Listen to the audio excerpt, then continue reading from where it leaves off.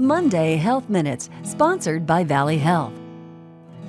Hi, I'm Melanie Shaver. Welcome to Monday Health Minutes with Valley Health.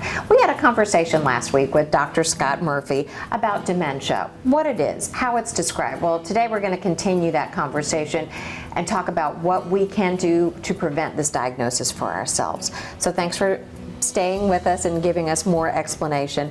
What can you do lifestyle-wise? What changes can you make to avoid this diagnosis? I will say that it's worth saying first, there are some causes of dementia that there's very little we can do about, such as our genetics.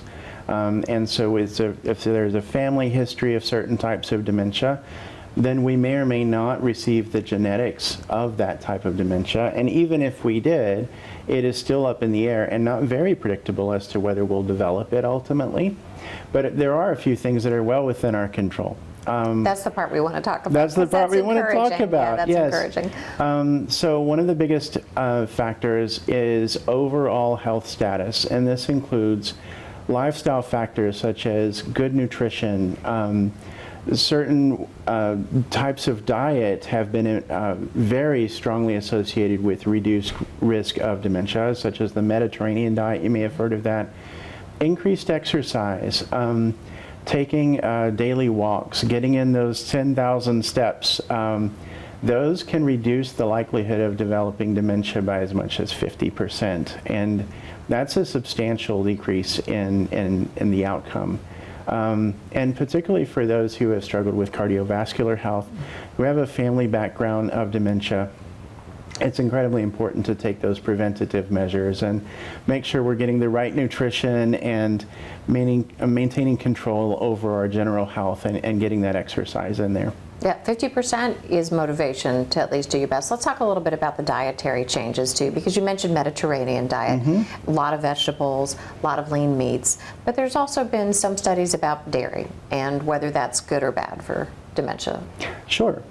So dairy is sometimes associated with increased incidence of adverse cardiovascular outcomes, right?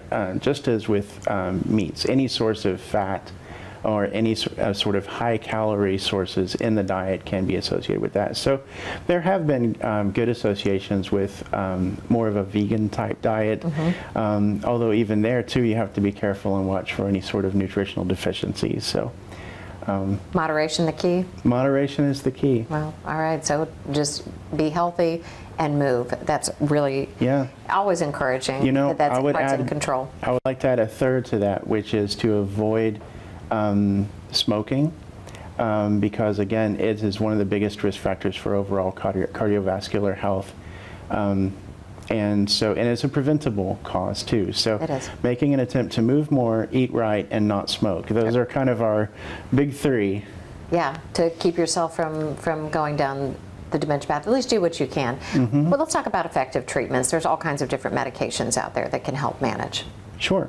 So in the early course of dementia, and what we would think of as sort of the first stages, the first few years, and in dementia, we think of a timeline of about 10 years to work with the different staging. In the first 2 to 3 years, we would say is the early part of dementia.